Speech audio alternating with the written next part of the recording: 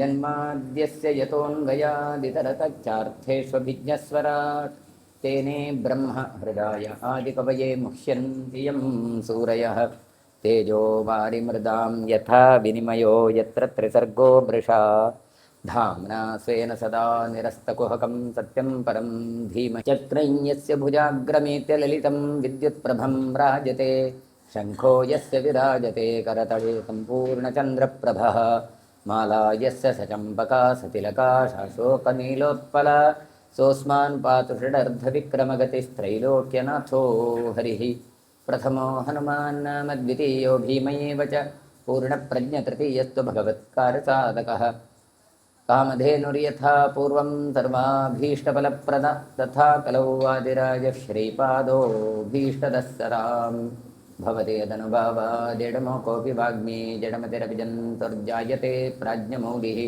सकलवचनचेतो देवता भारती सा मम वचसि निधत्तां सन्निधिं मानसे च नारायणं नमस्कृत्य नरं चैव नरोत्तमं देवीं सरस्वतीं व्यासं ततो जयमुदीरये स्वस्त्यस्तु सतां तन्मङ्गलानि भवन्तु ಹರಿವಂಶದಲ್ಲಿ ಕೃಷ್ಣ ತಾನು ಅವತಾರಾದಂತಹ ಚರಿತ್ರೆಯನ್ನು ಹೇಳ್ತಾ ಇದ್ದಾರೆ. ಸಾರ್ಗಲ ದ್ವಾರ ಗೋವಾಟಂ ಮಧ್ಯೆ ಗೋಸ್ಥಾನ ಸಂಕುಲಂ ಸರ್ಪಿಷಾ ಪಚ್ಚಮಾನೇನ ಸುರಭೀಕೃತ ಮಾರುತಂ. ನಂದ ಗೋಕುಲಕ್ಕೆ ಹೋದರೆ ಆ ವಾತಾವರಣ ಹೇಗಿತ್ತು ಅಂತ ವರ್ಣಿಸ್ತಾ ಇದ್ದ. ಅಲ್ಲಿ ಸಾರ್ಗಲ ದ್ವಾರ ಗೋವಾಟಂ, ಬಾಗಿಲಿಗೆ ಚಿಲುಕಗಳಿರುವಂತಹ ಗೋಶಾಲೆಗಳು, ಮಧ್ಯದಲ್ಲಿ ಗೋವುಗಳಿಗೆ ಯೋಗ್ಯವಾದ ಸ್ಥಾನ ಅಂತ ಅಂದರೆ ಹಟ್ಟಿ, ಅವುಗಳಿಗೆ ಚಿಲುಕ ಇತ್ತು ಅಂದರೆ ಅವುಗಳಿಗೆ ಬೇಕಾದಂಥ ರಕ್ಷಣೆ ಇತ್ತು ಅಲ್ಲಿ. ಹೀಗೆ ಅಲಂಕೃತವಾದಂತಹ ಒಂದು ಗೋಶಾಲೆ ಅಲ್ಲಿ ಇತ್ತು. ಸರ್ಪಿಷಾ ಪಚ್ಚಮಾನೇನ ಅಂದರೆ ತುಪ್ಪ ಕಾಯಿಸಿದರೆ ಅದರದ್ದು ಪರಿಮಳ ಹೇಗೆ ಬರುತ್ತೆ ಅಂತಹ ಪರಿಮಳ ಗಾಳಿಯಿಂದ ಎಲ್ಲ ಕಡೆ ನಂದಗೋಕುಲದಲ್ಲಿ ಹರಡಿತ್ತು. ಅಂದರೆ ತುಪ್ಪವನ್ನು ಕಾಯಿಸ್ತಾ ಇದ್ರು. ಗೋಕುಲಕ್ಕೆ ಹೋದ್ರೇನೆ ಗೊತ್ತಾಗ್ತದೆ ಇಲ್ಲೆಲ್ಲ ದನದ ಹಾಲನ್ನು ಕಾಯಿಸುವುದು, ತುಪ್ಪ ಕಾಯಿಸುವುದು, ಪರಿಮಳ ಬರುವಂಥದ್ದು, ಇಂಥದ್ದೆಲ್ಲ ಮಾಡಿದ್ದಾರೆ ಅಂತ ಹೇಳಿ. ನೀಲ ಪೀತಾಂಬರಾಭಿಜ್ಯ ತರುಣೀಭಿಃ ಸಮಂತತಃ ಕನ್ಯಪುಷ್ಪಾವತಂಸಾಭಿಃ ಗೋಪಕನ್ಯಾಭಿರಾವ. ಇನ್ನು ತರುಣಿಯರು ಸುತ್ತಲೂ ಸಂಚರಿಸ್ತಾ ಇದ್ದಾರೆ. ಹೇಗೆ? ನೀಲ ಪೀತಾಂಬರವನ್ನು ಧರಿಸಿದ್ದು, ಕೆಳಗೆ ನೀಲ ಬಟ್ಟೆ, ಮೇಲೆ ಹಳದಿ ಬಟ್ಟೆ. ಹೀಗೆ ಇಂತಹ ಬಟ್ಟೆಗಳನ್ನು ಧರಿಸಿಕೊಂಡು ಎಲ್ಲ ಹೆಣ್ಣುಮಕ್ಕಳು ಆಚೆ ಈಚೆ ಓಡಾಡ್ತಾ ಇದ್ದಾರೆ. ಕನ್ಯೆಯರು ತಾವೆಲ್ಲ ಆ ಹೂವನ್ನೆಲ್ಲ ಹಚ್ಚಿಕೊಂಡು ಅಥವಾ ಮಾಲೆಯನ್ನೆಲ್ಲ ಹಾಕಿಕೊಂಡು ಅಲಂಕೃತರಾಗಿದ್ದೆ. ಹೇಗೆ? ಕಾಡಿನ ಪುಷ್ಪಗಳನ್ನು ತಂದು ಅದರಿಂದ ಮಾಲೆ ಮಾಡಿ ಆ ಮಾಲೆಯನ್ನು ಮುಡಿದಂತಹ ಗೋಪಿಕಾ ಸ್ತ್ರೀಯರು ಆ ಗಂಧಗೋಕುಲದಲ್ಲಿ ಓಡಾಡ್ತಾ ಇದ್ದಾರೆ. ಶಿರಸಾಗೃತ ಕುಂಭಾಭಿಃ ಬದ್ಧೈರ್ಗ್ರಸ್ತ ಸ್ತನಾಂಬರೈಃ ಯಮುನಾ ತೀರಮಾರ್ಗೇಣ ಜಲಹಾರಿಭಿರಾವೃತಂ ತತ್ಕ್ರಿಯಾಸು ಯುಕ್ತಾಭಿಃ ಜಲಹಾರಿಭಿರಾವೃತಂ. ಇನ್ನು ಪ್ರಾಯ ಬಂದಂತಹ ಯುವತಿಯರು ತಲೆಯ ಮೇಲೆ ಘಟಕುಂಭವನ್ನು ಧಾರಣೆ ಮಾಡಿದ್ದಾರೆ. ಅಂದರೆ ಒಂದು ಮಡಕೆ. ಆ ಮಡಕೆಯಲ್ಲಿ ಹಾಲು, ಮೊಸರು, ಬೆಣ್ಣೆ, ತುಪ್ಪ ಅಂತ ಮಾರ್ತಾ ಹೋಗ್ತಾ ಇದ್ದಾರೆ. ಅವರ ಎದೆಯನ್ನೆಲ್ಲ ಉಬ್ಬಿದಂತಹ ಸ್ತನಗಳುಂಟು, ಅವುಗಳನ್ನೆಲ್ಲ ವಸ್ತ್ರದಿಂದ ಬಿಗಿದುಕೊಂಡಿದ್ದಾರೆ. ಯಮುನೆಯ ತೀರೆಯ ಮಾರ್ಗದಲ್ಲಿ ಯಮುನೆಯ ನೀರನ್ನು ಹೊತ್ತೊಯ್ಯುವಂಥ ಅನೇಕ ಹೆಣ್ಣು ಮಕ್ಕಳ ಪರಿವಾರವೇ ಅಲ್ಲಿತ್ತು ಅಂತ ಹೇಳಿದ್ದಾರೆ. ಯಮುನಾ ತೀರ ಮಾರ್ಗೇಣ ಜಲಹಾರಿಭಿರಾವೃತಂ. ನೀರು ಹಿಡ್ಕೊಂಡು ಹೋಗ್ತಾ ಇದ್ದಾರೆ ಕೊಡಬ. ನಾವು ಇವತ್ತು ನೀವು ಹೋದರೂ ಗೊತ್ತಾಗತ್ತೆ, ಆ ಯಮುನಾ ನದಿಯ ತಟದಲ್ಲಿ ಎಷ್ಟು ಹೆಣ್ಣುಮಕ್ಕಳು ತಾವು ಕೊಡಪಾನದಲ್ಲಿ ನೀರು ಹಿಡ್ಕೊಂಡೆಲ್ಲ ಹೋಗ್ತಾ ಇರ್ತಾರೆ. ಹಾಗೆ ಮನೆಯ ಕೆಲಸದಲ್ಲಿ ಕೂಡಿರುವಂತಹ ನೀರನ್ನು ಹೊತ್ತುಕೊಯ್ಯುವಂತಹ ಕೆಲಸದವರ ಸಂಖ್ಯೆ ಬಹಳ ಇತ್ತು ಅಂತ ಯಮುನಾ ನದಿಯ ತಟದಲ್ಲಿರುವಂತಹ ನಂದ ಗೋಕುಲದ ಕಥೆಗಳನ್ನು ಹೇಳ್ತಾ ಇದ್ದಾರೆ. ಸತತ್ರ ಪ್ರವಿಶನ್ ಹೃಷ್ಟೋ ಗೋವ್ರಜಂ ಗೋಪನಾದಿತಂ ಪ್ರತ್ಯುದ್ಗತೋ ಗೋಪವೃದ್ಧೈಃ ಸ್ತ್ರೀಭಿರ್ವೃದ್ಧಾಭಿರೇವ ಚ ನಿವೇಶಂ ರೋಚಯಾಮಾಸ ಪರಿವರ್ತೆ ಸುಖಾಶ್ರಯೇ. ಹೀಗೆ ಗೋಪರ ಶಬ್ದಗಳಿಂದ ಕೂಡಿದಂತಹ ನಂದಗೋಕುಲ, ಅದು ಸಂತೋಷದ ಮನಸ್ಸಿನಿಂದ ಕೂಡಿದಂತಹ ನಂದರಾಜ ತಾನು ಪ್ರವೇಶ ಮಾಡಿದ. ಗೋಪವೃದ್ಧರು ನಂದರಾಜನನ್ನು ಬಂದ ಕೂಡಲೇ ಅವನನ್ನು ಎದ್ದು ನಿಂತು ಸ್ವಾಗತಿಸ್ತಾ ಇದ್ದಾರೆ. ಪ್ರತ್ಯುದ್ಗತೋ ಗೋಪವೃದ್ಧೈಃ, ಓ ನಂದರಾಜ ಬಂದಿದ್ದಾನೆ ಅಂತ ಬಂದವನನ್ನು ಸ್ವಾಗತ ಮಾಡ್ತಾ ಇದ್ದಾರೆ. ಈತ ತಾನು ಮಥುರಾ ಪಟ್ಟಣಕ್ಕೆ ತೆರಳಿ ಅಲ್ಲಿ ಕರವನ್ನೆಲ್ಲ ಕೊಟ್ಟು ಟ್ಯಾಕ್ಸ್ ಇತ್ಯಾದಿಗಳನ್ನೆಲ್ಲ ಕಟ್ಟಿ ತಾನು ಬರ್ತಾ ಇದ್ದಾನೆ. ಸ್ತ್ರೀಯರು ಸ್ವಾಗತಿಸಿದ್ದಾರೆ. ವೃದ್ಧರು ಸ್ತ್ರೀ ವೃದ್ಧಾಭಿರೇವ ಚ, ಸ್ತ್ರೀಯರು ವೃದ್ಧರು ಎಲ್ಲ ಸ್ವಾಗತಿಸಿದ್ದಾರೆ. ಹಾಗಾಗಿ ನಿವೇಶಂ ರೋಚಯಾಮಾಸ ಪರಿವರ್ತೆ ಶುಕಾಶ್ರಯೇ, ಅಂದರೆ ಸುಖವಾದ ಆಶ್ರಯವುಳ್ಳ ನಂದರಾಜ ಆ ನಂದಗೋಕುಲವನ್ನು ತಾನು ಪ್ರವೇಶ ಮಾಡಿದ. ಸಾ ಯತ್ರ ರೋಹಿಣೀ ದೇವಿ ವಸುದೇವ ಸುಖಾವಹ ತತ್ರ ತಂ ಬಾಲಸೂರ್ಯಾಭಂ ಕೃಷ್ಣಂ ಗೂಢಂ ನ್ಯವೇಶಯ. ಇನ್ನು ರೋಹಿಣಿ ದೇವಿ ಎಲ್ಲಿದ್ದಾಳೆ ಅಂತ ಕೇಳಿದರೆ, ವಸುದೇವನಿಗೆ ಸುಖವನ್ನು ಕೊಟ್ಟಂತಹ ರೋಹಿಣಿ ದೇವಿ ಎಲ್ಲಿದ್ದಾಳೆ? ಅಲ್ಲಿ ಬಾಲಸೂರ್ಯನ ಕಾಂತಿಯಿಂದ ಮಿನುಗುವಂತಹ ಕೃಷ್ಣನನ್ನು ತಾನು ಹೋಗಿ ಇಟ್ಟಿದ್ದಾರೆ ಅಂತ ಹೇಳ್ತಾರೆ. ಹಾಗಾಗಿ ಕೃಷ್ಣ ಎಲ್ಲಿ ಅಂದರೆ ಅದು ಕೂಡ ಹೇಗೆ ಗೂಢ ರೂಪಿಯಾದಂಥ ಕೃಷ್ಣಂ ಗೂಢಂ ಅಂತ ಹೇಳ್ತಾರೆ. ಗೂಢವಾದಂತಹ ಕೃಷ್ಣ ತಾನೆಲ್ಲಿದ್ದಾನೆ ಕೇಳಿದರೆ ರೋಹಿಣಿಯ ಬಳಿಯಲ್ಲಿ ಇದ್ದಾನೆ. ವಸುದೇವ ಪ್ರಯುಕ್ತಶ್ಚ ತಯೋರ್ಗರ್ಗೋ ಮಹಾತಪಃ ಕರೋತ್ ಜಾತಕರ್ಮಾದ್ಯಾಃ ಕ್ರಿಯಾಸರ್ಮ ಯಥಾಕ್ರಮಂ. ಇನ್ನು ವಸುದೇವ ಹೇಳಿ ಕಳಿಸಿದ್ದಾನೆ ನಂದಗೋಪನಿಗೆ, ನೋಡು ನನ್ನ ಕೃಷ್ಣ ಅಲ್ಲಿದ್ದಾನೆ, ನಿನ್ನಲ್ಲಿದ್ದಂತಹ ದುರ್ಗೆ ಇಲ್ಲಿ ಬಂದಿದ್ದಾಳೆ, ಹಾಗಾಗಿ ನನ್ನ ಕೃಷ್ಣನನ್ನು ಚೆನ್ನಾಗಿ ನೋಡಿಕೊಳ್ಳಬೇಕು ನೀನು ಅಂತ ಹೇಳಿ ಗರ್ಗಮುನಿಗಳನ್ನು ಕರೆದು ಆ ಮಕ್ಕಳಿಬ್ಬರಿಗೆ ಕೂಡ ನಾಮಕರಣ ಎಲ್ಲ ಮಾಡಬೇಕು, ಸಂಸ್ಕಾರಗಳನ್ನೆಲ್ಲ ಮಾಡಬೇಕು ಅಂತೆಲ್ಲ ಹೇಳಿ ಕಳಿಸಿದ್ದಾನೆ. ಹಾಗಾಗಿ ಹೇಳ್ತಾರೆ, ವಸುದೇವನಿಂದ ಹೇಳಲ್ಪಟ್ಟ ಪ್ರಯುಕ್ತಶ್ಚ ಅಂದರೆ ವಸುದೇವ ಹೇಳಿದ್ದಾನೆ ಮಕ್ಕಳಿಗೆ ಕಾಲಕಾಲಕ್ಕೆ ಸಂಸ್ಕಾರಗಳೆಲ್ಲ ಆಗಬೇಕು ಅಂತ ಹೇಳಿ, ಹಾಗಾಗಿ ಅಕರೋತ್ ಜಾತಕರ್ಮವನ್ನು ಮಾಡಿದ್ರು. ನೋಡಿ, ಜಾತಕರ್ಮ ಅಂತ ಕೇಳಿದರೆ ಹೊಕ್ಕಳ ಬಳ್ಳಿ ತುಂಡಾಗುವ ಮೊದಲು ಮಾಡಬೇಕಾದ ಕ್ರಿಯೆ. ಆದರೆ ಇಲ್ಲಿ ಕಂಸನ ಅರಮನೆಯಲ್ಲಿ ಕಾರಾಗೃಹದಲ್ಲಿ ಇದ್ದದ್ರಿಂದ ಆ ರೀತಿಯಾದಂಥ ಸಂಸ್ಕಾರಗಳು ಮಾಡಲಿಕ್ಕಾಗಲಿಲ್ಲ. ಆತ ಏನು ಮಾಡ್ತಾನೆ, ತಾನು ಅಲ್ಲೇ ಸಂಕಲ್ಪ ಮಾಡ್ತಾನೆ. ವಸುದೇವ ತಾನು ಲಕ್ಷ ಲಕ್ಷ ಗೋವುಗಳನ್ನು ದಾನ ಮಾಡ್ತೇನೆ ಅಂತ ಹೇಳಿ ತಾನು ಸಂಕಲ್ಪ ಮಾಡ್ತಾನೆ. ಮುಂದೆ ಇಲ್ಲಿ ಬಂದ ನಂತರ ನೋಡಿ ಅವರಿಗೆ ಆ ಸಂಸ್ಕಾರ ಆಗಬೇಕು ಅಂತ ಹೇಳಿದ್ದರಿಂದ ಆ ಗರ್ಗಾಚಾರ್ಯರನ್ನು ಕರೆದಿದ್ದಾರೆ. ಯಾಕೆ ಕೇಳಿದರೆ, ವಸುದೇವನ ಫ್ಯಾಮಿಲಿಯ ಪುರೋಹಿತರು ಯಾರು ಕೇಳಿದರೆ ಗರ್ಗಾಚಾರ್ಯರು. ಹಾಗಾಗಿ ಅವರನ್ನು ಕರೆದಿದ್ದಾರೆ. ಹಾಗಾಗಿ ಅಂತಹ ಜಾತಕರ್ಮ ಒಂದು ಕರ್ಮವನ್ನು ಚೆನ್ನಾಗಿ ನೆರವೇರಿ ಬ್ರಾಹ್ಮಣೇಭ್ಯೋ ಧನಂ ದತ್ವ ಭೋಜನಂತೆ ಯಥಾಕ್ರಮಂ ಗೋಪಾಶ್ಚೈವೋತ್ಸವಂ ಚಕ್ರುಹು ಗೋಭ್ಯೋ ವಿಪ್ರೇಭ್ಯ ಏವಚ. ಏನು ಮಾಡಿದ್ದಾರೆ ಹಾಗಾದರೆ? ಸಂಸ್ಕಾರ ಅಂದರೆ ಗುಟ್ಟಿನಲ್ಲಿ ಮಾಡಿದ್ದ ಕೇಳಿದರೆ ಯಾರಿಗೂ ಹೇಳದೆ ಮಾಡಿದ್ದಲ್ಲ. ನಮ್ಮಲ್ಲಿ ಕೊರೋನಾ ಟೈಮಲ್ಲಿ ಆಯ್ತಲ್ಲ ಹಾಗೆಲ್ಲ ಮಾಡಿದ್ದಲ್ಲ ಅಂತ ಹೇಳ್ತಾರೆ. ಹೇಗೆ? ಬ್ರಾಹ್ಮಣರೆಲ್ಲ ಕರೆದು ಯಥೇಚ್ಛವಾದ ಧನ ಸಂಪತ್ತನ್ನು ದಾನ ಮಾಡಿದ್ದಾರೆ. ಆಮೆಲ್ಲರನ್ನು ಕರೆದು ಊಟಕ್ಕೆ ಕೊಟ್ಟಿದ್ದಾರೆ. ಇನ್ನು ಗೋವುಗಳಿಂದ ಬ್ರಾಹ್ಮಣರಿಂದ ಕೂಡಿಕೊಂಡು ಒಂದು ದೊಡ್ಡ ಉತ್ಸವವನ್ನೇ ಆಚರಿಸಿದರು ಅಂತ. ಅಂದರೆ ಮಗು ಹುಟ್ಟಿದೆ ಎನ್ನುವಂಥ ಆನಂದ ಸಂಭ್ರಮ ಉಂಟಲ್ಲ, ಅದೆಲ್ಲವನ್ನು ತೋರಿಸಬೇಕು. ಹಾಗಾದರೆ ಎಲ್ಲಿ ತೋರಿಸಬೇಕು? ಜಾತಕರ್ಮದಲ್ಲಿ ತೋರಿಸಬೇಕು. ಅಯ್ಯೋ ಮಗು ಹುಟ್ಟಿತು ಅಂತ. ಹಾಗೆ ಅಂತಹ ಗೋವ್ರಜವನ್ನು ತಾವು ವರ್ಣಿಸ್ತಾ ಇದ್ದಾರೆ. ವಸೂನಾಂ ಪ್ರವರೋ ನಂದೋ ನಾಮ್ನಾ ದ್ರೋಣಸ್ತಪೋಧನಃ ತಸ್ಯ ಪತ್ನಿ ಧರಾ ಸಾಧ್ವಿ ಯಶೋಜಾತ ತಪಸ್ವಿನಿ ಅಂತ ಈ ಇದರಲ್ಲಿ ಯಾರ್ಯಾರೆಲ್ಲ ಹೇಗೆ ಅಂತ ಬ್ರಹ್ಮವೈವರ್ತ ಪುರಾಣ ಇದರ ಬಗ್ಗೆ ತುಂಬ ಬೆಳಕನ್ನು ಚೆಲ್ಲುತ್ತೆ. ಕೆಲವು ಕಡೆ ನಮಗದು ವಿರೋಧ ಇದ್ದಾಗೆ ಕಾಣುತ್ತೆ, ಆದರೆ ವಿರೋಧ ಇರೋದಿಲ್ಲ ವಸ್ತುತಸ್ತು. ಹಾಗೆ ಇಲ್ಲಿ ಅಷ್ಟವಸುವಿನಲ್ಲಿ ಶ್ರೇಷ್ಠನಾದ ವಸು ಯಾರು ಕೇಳಿದರೆ ದ್ರೋಣ ಅಂತ ಹೇಳುವವ. ಅವ ಮಹಾ ತಪಸ್ವಿ. ಯಾಕೆ ಈ ನಂದಗೋಪ ಧರಾದೇವಿ ಅಂದ್ರೇನು ಇದರನ್ನು ಹಿಸ್ಟ್ರಿಯನ್ನು ಹೇಳ್ತಾ ಇದ್ದಾರೆ. ಆತ ನಂದಗೋಪನಾಗಿ ಹುಟ್ಟಿಕೊಂಡ ದ್ರೋಣ.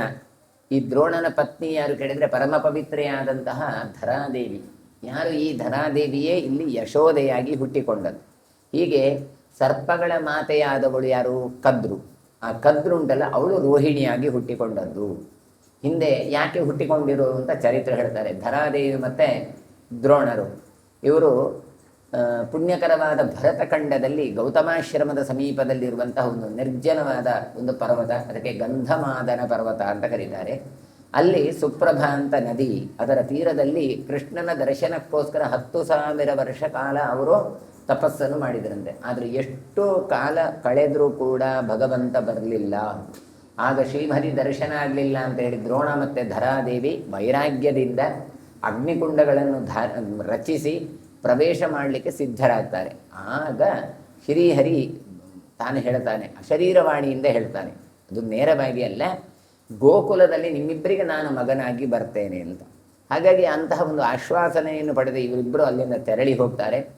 ಇದರಲ್ಲಿ ಶ್ರೇಷ್ಠನಾದ ದ್ರೋಣ ಉಂಟಲ್ಲ, ಆತ ಜನ್ಮಾಂತರದಲ್ಲಿ ಎಂತಹ ಕೃಷ್ಣ ಪರಮಾತ್ಮನನ್ನು ಕಾಣ್ತಾನೆ ಕೇಳಿದರೆ ವಿದ್ವಾಂಸರಿಗೂ ಜ್ಞಾನ ದುರ್ಲಭನಾದಂಥ ಕೃಷ್ಣ ದರ್ಶನವನ್ನು ಮಾಡ್ತಾನೆ ಅಂತ ಹೇಳ್ತಾರೆ. ಹಾಗಾಗಿ ಅಂತಹ ಕೃಷ್ಣ ಕಾಣಲಿಕ್ಕೆ ಸಿಗ್ತಾನೆ ಎನ್ನುವ ಆನದಿಂದಲೇ ಅವರು ಅಲ್ಲಿಂದ ಹಿಂದಿರುಗಿ ಬರ್ತಾರೆ. ಅವರೇ ಮುಂದೆ ಭರತಖಂಡದಲ್ಲಿ ಜನ್ಮವನ್ನು ಪಡೆದು ಶ್ರೀಹರಿಯನ್ನು ಕುಣಿಸುವಂತಹ ಆಟಾಡಿಸುವಂತಹ ಒಂದು ಯೋಗವನ್ನು ಅವರು ಪಡ್ಕೊಳ್ತಾರೆ ಅಂತ ಹೇಳ್ತಾರೆ. ಇನ್ನು ದೇವತೆಗಳ ಮಾತೆಯಾದ ಅದಿತಿ, ಇವಳು ಏನು ಮಾಡ್ತಾಳೆ ಕೇಳಿದರೆ ಒಂದ್ಸಲ ಪುಷ್ಪವತಿಯಾಗಿದ್ಲು. ಅಂದರೆ ಮುಟ್ಟೆಲ್ಲಾಗಿ ತಾನು ಕಶ್ಯಪರನ್ನು ಕಾಣಬೇಕು ಅಂತ ಬಯಸ್ತಾಳೆ. ಅಂದರೆ ಕಶ್ಯಪರ ಸಂಘವನ್ನು ಬಯಸ್ತಾಳಂತೆ. ಅದಕ್ಕೋಸ್ಕರ ಯಾವಾಗಲೂ ಸ್ತ್ರೀಯರು, ಪತಿವ್ರತ ಸ್ತ್ರೀಯರು ಯಾವಾಗ ಅಲಂಕಾರ ಮಾಡಿಕೊಳ್ಬೇಕು, ಗಂಡನ ಮುಂದೆ ಅಲಂಕಾರ ಮಾಡಿಕೊಳ್ಬೇಕು. ಗಂಡ ಇಲ್ಲದಿದ್ದರೆ ಜಡೆಯೂ ಕಟ್ಟಬಾರದು, ಯಾವ ಅಲಂಕಾರವೂ ಮಾಡಬಾರದು, ಇನ್ನೊಂದು ಪರಪುರುಷರಿಗೆ ಆಕರ್ಷಿತರ ಆಗಬಾರದು. ಆದರೆ ಇವತ್ತು ಉಲ್ಟಾ, ಗಂಡ ಮಾಮೂಲು ಅಲ್ವಾ ಅಂತ ಅವ ಬರೀ ದಂಡ ಅಂತ ಆಲೋಚನೆ ಮಾಡ್ತಾರೆ. ಹೊರಗಡೆ ಹೋಗುವಾಗ ತುಂಬ ಸ್ಟೈಲಾಗಿ ಹೋಗ್ತಾರೆ, ಆದರೆ ಹಾಗಲ್ಲ ಅಂತ ಹೇಳ್ತಾರೆ. ಇವಳು ಏನು ಮಾಡ್ತಾಳೆ, ಕಶ್ಯಪರ ಹತ್ರ ಹೇಳಿ ಅವಳು ಕಳಿಸ್ತಾಳೆ, ಕಶ್ಯಪರೇ ಬರಲಿ ಅಂತ ಹೇಳಿ ತನ್ನ ಗಂಡ ಬರ್ತಾನೆ ಅಂತ ಹೇಳಿ ಸುಂದರಿಯಾದ ಈಕೆ ಋತುಸ್ನಾತಳಾಗಿ ಅಲಂಕಾರ ಮಾಡಿಕೊಂಡು ಕನ್ನಡಿಯಲ್ಲಿ ತನ್ನ ಮುಖವನ್ನೆಲ್ಲ ನೋಡಿಕೊಂಡು ಹಣೆಯಲ್ಲಿ ಕಸ್ತೂರಿ ತಿಲಕ, ಸಿಂಧೂರ ಬೊಟ್ಟುಗಳನ್ನೆಲ್ಲಿಟ್ಟು, ಕಿವಿಗೆ ರತ್ನಕುಂಡಲ, ಕಪೋಲಗಳಿಗೆ ಮಕರಾದಿ ಪತ್ರಗಳನ್ನೆಲ್ಲ ಹಾಕಿಕೊಂಡು, ಮೂಗಿನ ತುದಿಯಲ್ಲಿ ಮುತ್ತನ್ನು ಧರಿಸಿಕೊಂಡು, ನೇತ್ರಕ್ಕೆ ಕಣ್ಣಡಿಗೆ ಕಾಡಿಗೆ ಇತ್ಯಾದಿಗಳನ್ನೆಲ್ಲ ಹಾಕಿಕೊಂಡು ದಾಳಿಂಬೆ ಬೀಜದಂತೆ ದಂತಪತ್ನಿಯಿಂದ ವಿರಾಜಿಸಿದ್ಲು ಅಂತ ವರ್ಣಿಸ್ತಾರೆ. ಅಂದರೆ ಅಷ್ಟು ಚಂದ ಅಲಂಕಾರ ಮಾಡಿಕೊಂಡು ತಾನು ಮುಗುಳ್ನಗುತ್ತಾ ಯಾರಿಗೂ ನೋಡಿದರೂ ಕೂಡ ಇಂತಹ ಒಂದು ಸೌಂದರ್ಯವತಿಯ ಅಂತ ಅದಿತಿ ಕಾಣಬೇಕು, ಆ ರೀತಿಯಾಗಿ ಮಾಡಿ ರತ್ನಪರ್ಯಂಕದಲ್ಲಿ ತಾನು ಕಾಯ್ತಾ ಕೂತ್ಕೊಳ್ತಾಳೆ. ಆದರೆ ಕಶ್ಯಪರು ಬರಲೇ ಇಲ್ಲ.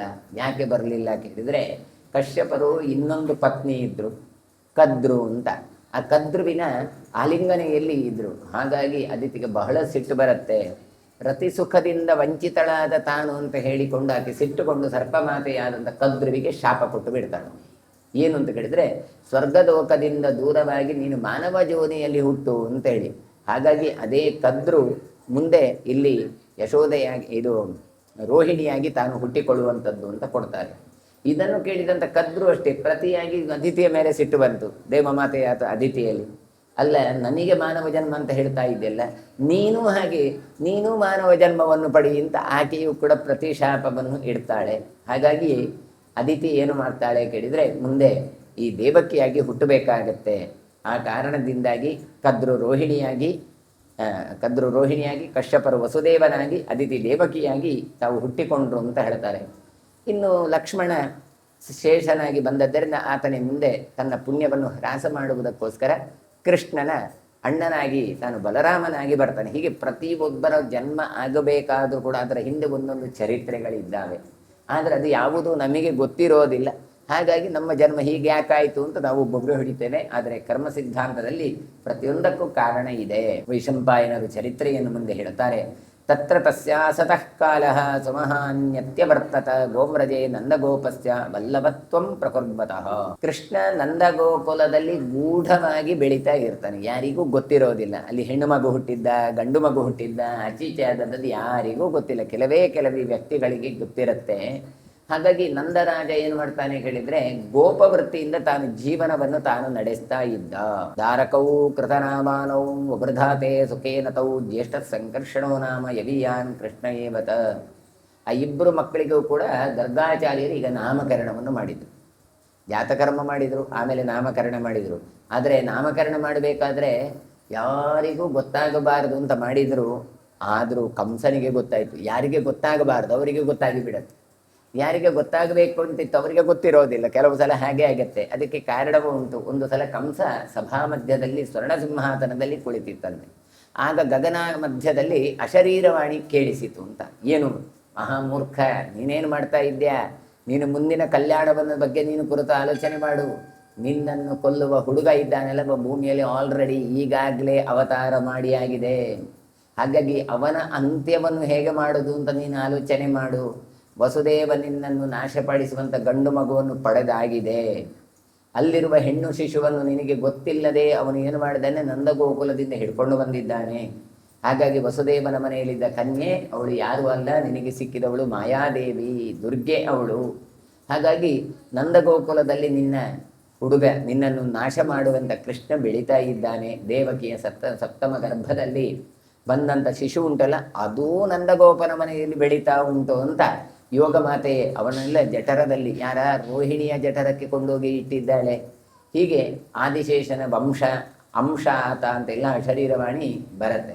ಇದನ್ನು ಕೇಳಿಸಿಕೊಂಡಂತಹ ಕಂಸ ಏನು ಮಾಡ್ತಾನೆ, ಈಗ ಬಹಳ ತಾನು ಮಂತ್ರಾಲೋಚನೆ ಮಾಡ್ತಾನೆ. ಅಯ್ಯೋ ನನ್ನನ್ನು ಕೊಲ್ಲುವಂಥ ಮಕ್ಕಳು ಅದು ಹುಟ್ಟಿಕೊಂಡಿದೆ ಅಂತಂದ ನೋಡಿ. ಅದು ಗೊತ್ತಿಲ್ಲದಿದ್ದರೆ ಏನಾಗ್ತಾ ಇತ್ತು, ಆರಾಮ ಇರ್ತಾ ಇತ್ತು. ಯಾಕೆ ಶರೀರವಾಣಿ ಆಯಿತು ಕೇಳಿದ್ರೆ, ಅದು ಭಗವಂತನ ಸಂಕಲ್ಪ. ನೀನು ಯಾವಾಗಲೂ ಒಂದು ದಿನ ಸಾಯುವುದಲ್ಲ, ದಿನಾ ಸಾಯಬೇಕು ಅಂತ. ಈಗ ನಮಗೆ ದಿನ ಸಾಯುವ ದಿನ ಗೊತ್ತಾಗ್ಲಿಲ್ಲ, ಒಂದು ವೇಳೆ ಗೊತ್ತಾದ್ರೆ ನಾಳೆ ಸಾಯುವವರು ಇವತ್ತೇ ಸಾಯ್ತೇವ ಏನು?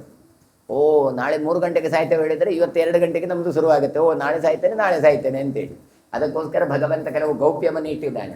ಆದರೆ ಕಂಸನಿಗೆ ಇದನ್ನು ಬೇಕು ಅಂತಲೇ ಪ್ರಕಟಗೊಳಿಸಿದ್ದಾನೆ. ಯಾಕೆ ಪ್ರಕಟಗೊಳಿಸಿದ ಅಂತ ಕೇಳಿದ್ರೆ, ಇವನ ಕೆಟ್ಟತನ ಜಗತ್ತಿಗೆ ಗೊತ್ತಾಗಬೇಕು. ಇವ ಕಾಲನೇಮಿ, ಇವ ತಾನು ದುಷ್ಟ ಅಂತ ಗೊತ್ತಾಗುವುದು ಯಾವಾಗ? ಇವ ಕೆಟ್ಟ ಕೆಲಸ ಮಾಡಬೇಕು. ಹಾಗಾದ್ರೆ ಇವ ಕೆಟ್ಟ ಕೆಲಸ ಮಾಡೋದಂದ್ರೆ ಇವನು ಒಬ್ಬನನ್ನೇ ವಧೆ ಮಾಡುವುದು ಕೃಷ್ಣನ ಲಕ್ಷ್ಯ ಆಗಿರಲಿಲ್ಲ. ಮತ್ತೆ ಒಂದಿಷ್ಟು ಅಸುರರನ್ನು ಒಟ್ಟು ಮಾಡಬೇಕಿವ. ಹಾಗಾಗಿ ಅಸುರರನ್ನು ಒಟ್ಟು ಮಾಡುವುದಕ್ಕೋಸ್ಕರ ಏನು ಮಾಡಿದ್ದಾನೆ, ಇಂತಹ ಸೂಚನೆಯನ್ನು ಕೊಟ್ಟಿದ್ದಾನೆ. ಕೊಟ್ಟದ್ದೇ ತಡ, ಕಂಸ ಕೂಡಲೇ ಎಲ್ಲರನ್ನು ಕರೆದು ಒಂದು ಮೀಟಿಂಗ್ ಮಾಡ್ತಾನೆ.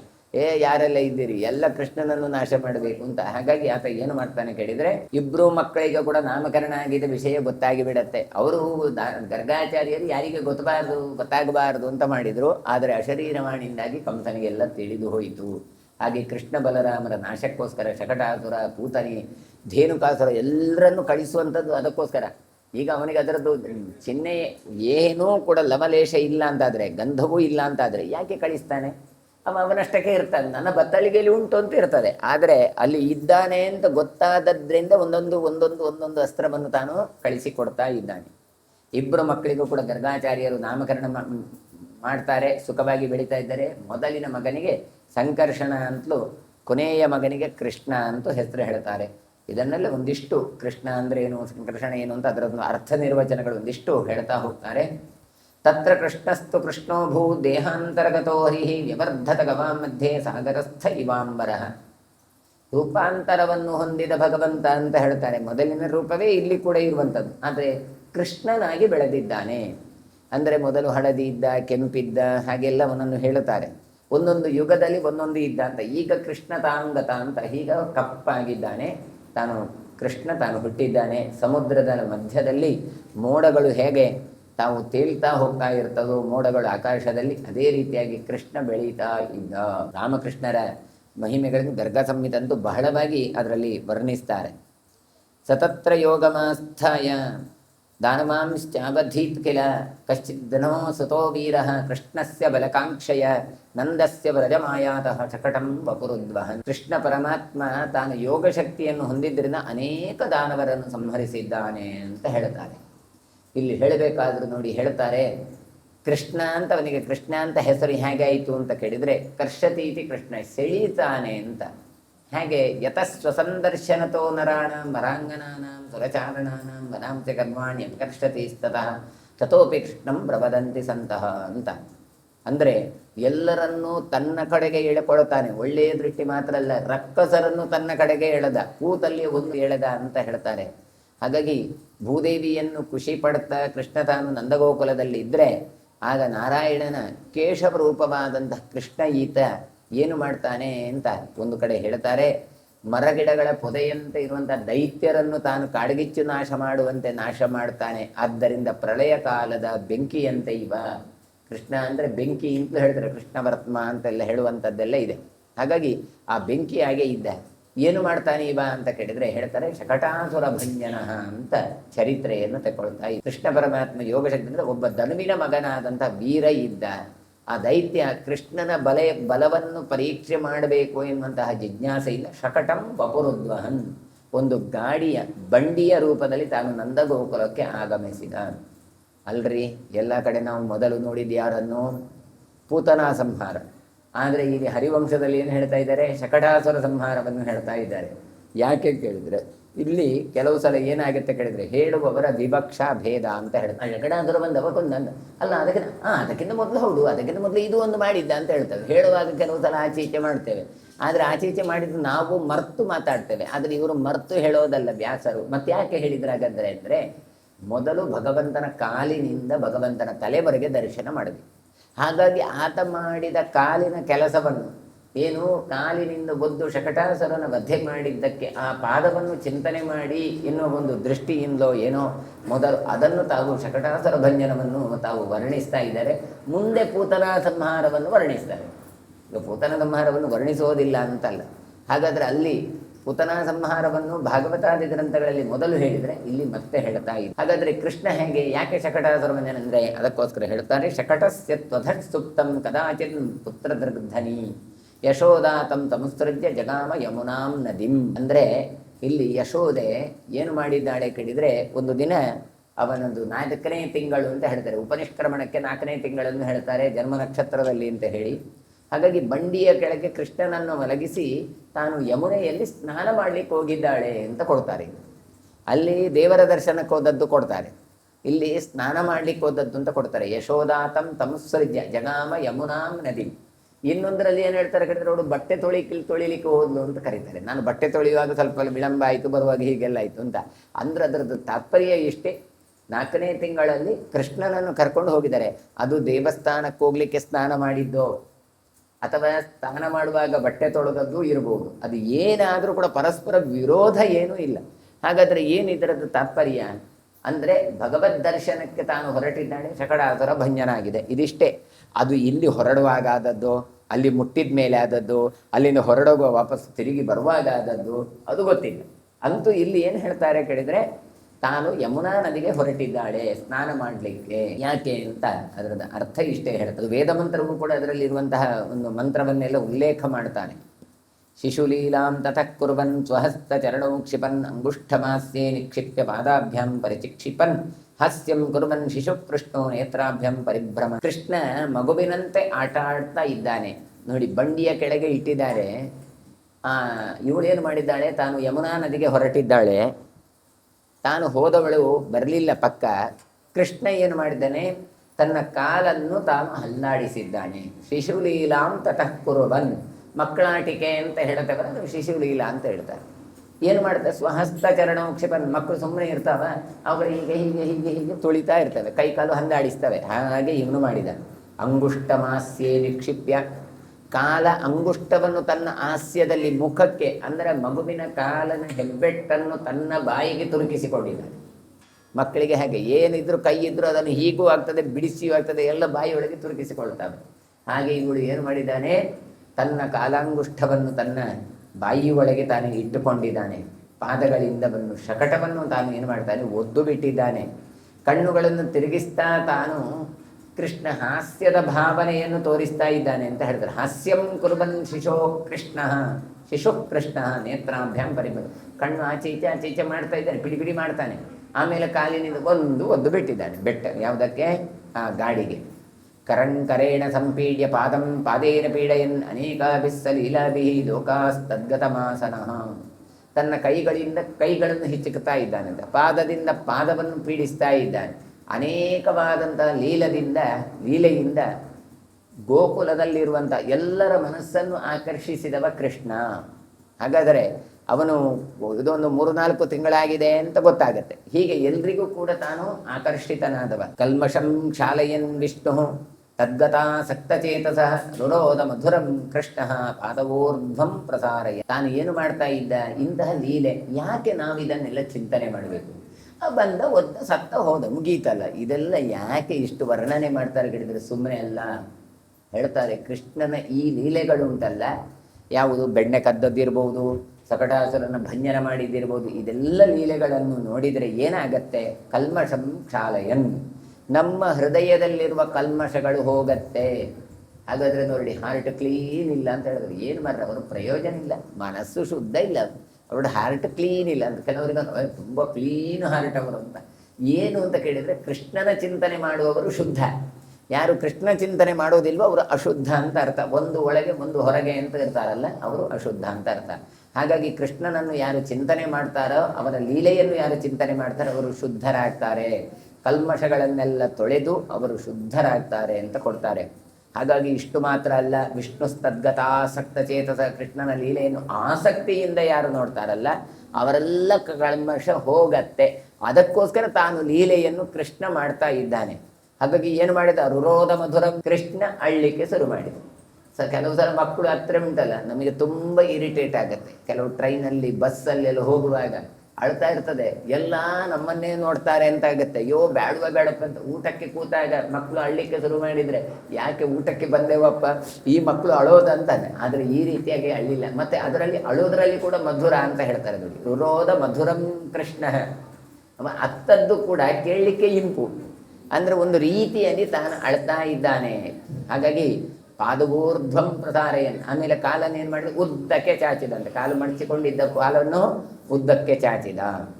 ಸತತ್ರೈಕೇನ ಪಾದೇನ ಶಕಟಂ ಪರ್ಯವರ್ತಯತ್ ಅಂಜನೇನ ಪರಿಕ್ಷಿಪ್ತಂ ಮುಖಂ ಉನ್ನಮಯನ್ ಹರಿಹಿ ನ್ಯುಬ್ಜಂ ಪಯೋಧರ ಕಾಂಕ್ಷಿ ಚಕಾರ ಚ ರುರೋಧ ಚ.